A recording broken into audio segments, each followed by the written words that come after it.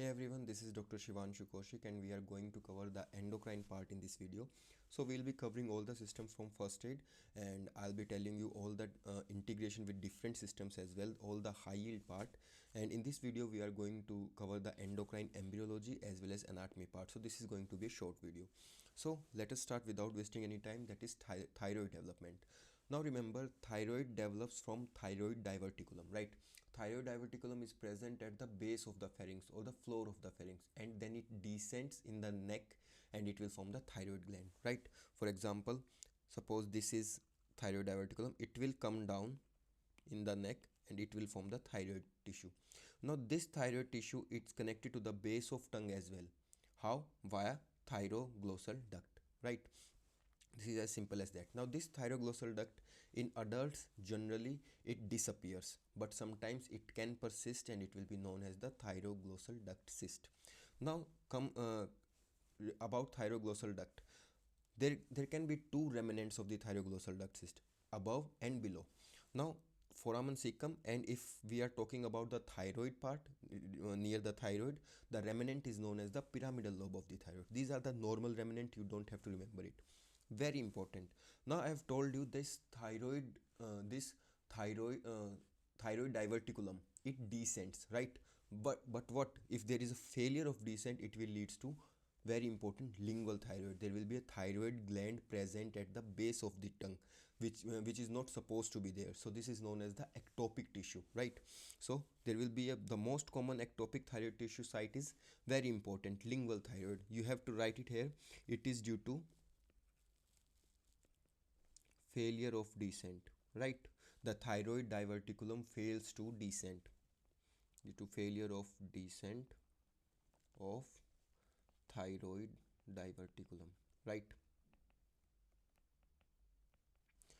Now what happens is, since most of the times the lingual thyroid is the only thyroid tissue present in the body, so if you remove it, what happens is there is no thyroid tissue in the body, the patient can go into hypothyroidism. So if you remove the lingual thyroid, you have to put the patient on the lifelong thyroxine, right? Next thing, now come to the persistence of the thyroglossal duct. What if the thyroglossal duct persists, right? So if it persists, it forms a cyst known as the thyroglossal duct cyst, right? So it will present as an anterior midline mass, right? Because the thyroid gland is present in midline. So the thyroglossal duct cyst will present as an anterior midline mass, and because it is connecting to the tongue, to the base of the tongue, so it will move with deglutition as well as the swallowing, right? So it will move with swallowing as well as the protrusion of the tongue. This is very important. Thyroglossal duct cyst present as an anterior midline mass, have I already told you, that moves with swallowing or protrusion of tongue.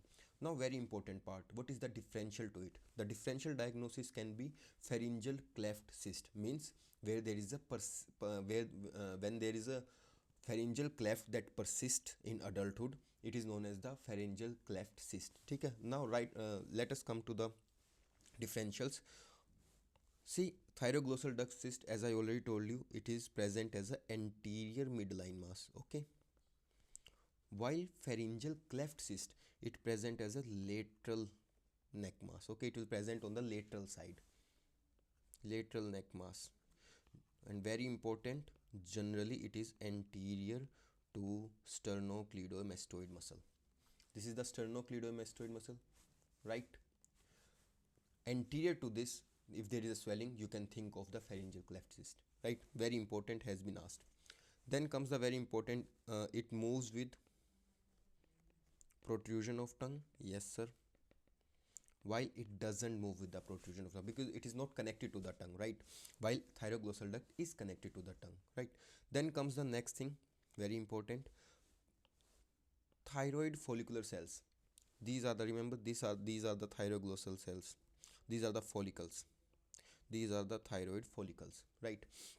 They are derived from the endoderm. I'll tell you in great detail what are the derivatives of endoderm, ectoderm as well as the mesoderm. And parafollicular cells, the cells that are around the follicles, they are known as the parafollicular cells. They arise from the fourth pharyngeal pouch. Let us discuss this. what do we derive from the third pharyngeal pouch and what do we derive from the fourth pharyngeal pouch? See, pharyngeal are three things: pharyngeal cleft, pharyngeal arch, and pharyngeal pouches. So pharyngeal pouch is the third pharyngeal pouch. You have to remember via third. How? See, TH is thymus, where the T cells mature, and I for inferior parathyroid. Inferior parathyroid, right? The inferior parathyroid glands are also derived from the third pharyngeal pouch. What about fourth pharyngeal pouch? Sir, we have already discussed the parafollicular cells, right? Sir, parafollicular cells of thyroid gland, yes. And क्या रह गए sir? Superior parathyroid glands are there. So superior parathyroid gland are derived from the fourth pharyngeal pouch. And what is that disease that where there is no maturation, where there is no third and fourth pharyngeal pouch? Very important. If this is Dijol syndrome, we will discuss in great detail when we read about the parathyroid gland. Then we will come to the Dijol syndrome. Then comes the, let us see the diagram. So what is this? This is black, this is air, right? This is trachea. This all are the surrounding air. They are surrounding bahar ki jo air hai, that is. This is very white, means bone, calcium. This is hyoid, and this will be the vertebra, very important. And this here, this gray is cyst. This is very important. Cyst is filled with fluid, that's why it appears gray on the CT scan, right? So this is thyroglossal duct cyst. Okay. Then we come to this diagram also. There is a very important finding here also. These are the follicles, right? This is how thyroid gland looks. But what if the same picture happens to be in kidney? That is known as the thyroidization of the kidney. If in kidney, known as thyroidization of the kidney. Where you will see this thyroidization of kidney? In which pathology, in which disease you are going to see the thyroidization of the kidney? Very, very, very important. We'll write it down here also. This is in chronic pyelonephritis, where there is a chronic inflammation of the interstitium of the kidney. That is known as the chronic pyelonephritis, where you see the thyroid-like tissue in kidney disease. Very important. Look like a thyroid but not the thyroid, right? That's why it is known as the thyroidization of the kidney. This is seen in the chronic pyelonephritis, right? So let us start with the endocrine anatomy. We will start with the anatomy. First of all, we will study about the pituitary gland, then adrenal gland, and then we'll read about the pancreas. Only this much you need to know here. First of all, anterior pituitary and posterior pituitary. Anterior pituitary secretes most of the hormones. Very important. Intermediate lobe of pituitary is also a part of the anterior pituitary, and it releases what? So middle part release M for M, that is MSH. So this is very important. Melatonin releasing melatonin secreting hormone is released from the intermediate pituitary, right?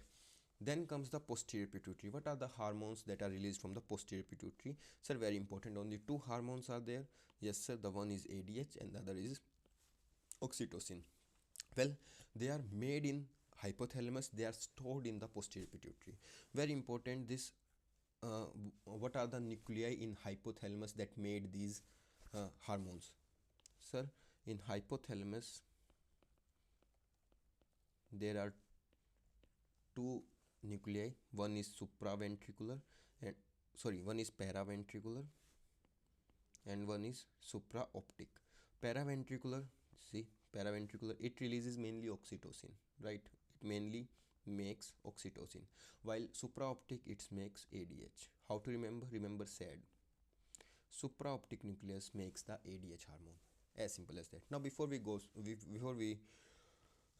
further, I want you guys to know two things. What are those two things? Remember, first thing is, sir, TSH and prolactin are brothers, right?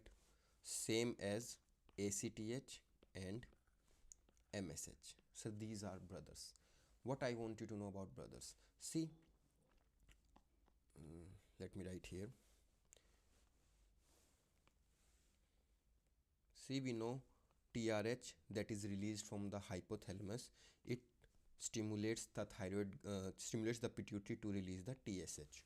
But as I told you, TSH and prolactin are brothers, so TRH will also stimulate the prolactin secretion. Okay, important point. Second thing, we know, sir, dopamine via tubuloinfundibular pathway,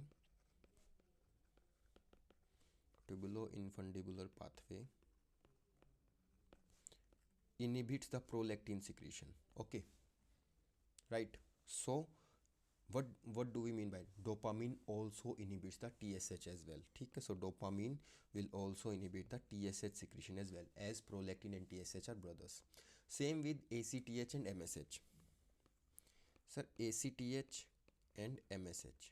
So what is the important point to note here? Sir, ACTH can act on the melatonin receptors, so that's why ACTH can also increase ACTH can also leads to hyperpigmentation, this is very important point we are going to study in adrenal insufficiency, where there are high amount of ACTH, which will lead to the pigmentation of our gums and mucous membranes, right? So this I want you to guys to know here, right? Then comes the next thing, the adrenal cortex and medulla. First of all, adrenal cortex is the outer part of the medulla, outer part of the adrenal gland, and adrenal medulla is the inner part. Very important, C is derived from M and M is derived from C. What I want you to remember this. See, adrenal cortex, C is derived from M, that is mesoderm, while M is derived from C, that is medulla is derived from neural crest. So just remember, C is M and M is C, right? Then comes how the different kind of hormones are released from adrenal cortex or medulla. First of all, we will study the cortex. See, cortex is divided into the three parts, that is GFR: zona glomerulosa, zona fasciculata, and zona reticularis. Glomerulosa release mineralocorticoid, that is aldosterone. Fasciculata release glucocorticoids, that is cortisol, and reticularis sex hormones, generally androgens. So first of all, how they are regulated, very important. This is very important. This is high yield. Okay, so see, very important, aldosterone, that is mineralocorticoids, are under the regulation of angiotensin 2. Remember RAS system, renin angiotensin aldosterone system. Renin makes release of angiotensinogen, then it is converted into the angiotensin 1, then it is converted into the angiotensin 2. Just remember this, aldosterone is not under ACTH. Just remember this is very important. It is not under the regulation of ACTH, it is under the regulation of the angiotensin 2, while cortisol and DHEA, that is also a type of androgen, these are under the effect of the ACTH hormone, right? So very important. I'll tell you the importance of this in a few moments. Then comes the medulla. What does medulla release? Sir, medulla release the fight and flight hormones, that is epinephrine, norepinephrine, very important, that is catecholamines. ये किसके under होते हैं? Sir, we all know these are the sympathetic pathway. ये sympathetic pathway के under होते हैं, so they will be under the preganglionic sympathetic fibres. Now you tell me, what does pre-ganglionic sympathetic fibers release? What neurotransmitter will be here? Very important, sir, acetylcholine. Sometimes they ask you about epinephrine or norepinephrine. What are which substance will regulate the epinephrine and norepinephrine release? You have to remember this, sir. It is acetylcholine, released from the pre-ganglionic sympathetic fibers, right? Then comes the endocrine pancreas. This is very simple. So there are alpha cells, there are beta cells, there are delta cells. Alpha cells release glucagon, so beta cells release insulin, and delta cells release the somatostatin, right? Alpha cells generally peripheral, beta cells are central, and delta cells are interspread in between. Now comes the very important question. We will finish this lecture with this question: what happens to aldosterone levels in primary and secondary adrenal insufficiency? Very important. Let us answer this question. See, in primary adrenal insufficiency, what do you mean by primary and secondary? Primary, when the pathology is in the gland, right? Primary adrenal insufficiency, the adrenal gland is defected, right? Adrenal gland has pathology, gland is the pathology, right? This is the diseased part. So there will be decrease in aldosterone as well as decrease in cortisol. दोनों चीज़ें decrease होंगी, both of the hormones will be decreased because the adrenal gland itself is decreased, is the diseased. In secondary adrenal insufficiency means adrenal gland is okay, but there are no stimulating factors. The pituitary gland will be here, pituitary gland will be diseased, pituitary gland is the pathology, right? It is disease. So if pituitary gland is diseased means there is no ACTH. So there is no ACTH. So if there is no ACTH, what happens to cortisol? Sir, cortisol decreases cortisol. What happens to aldosterone? Sir, aldosterone is normal, as I have already told you. Sir, aldosterone is not regulated by, it is not regulated by ACTH, it is regulated by angiotensin 2.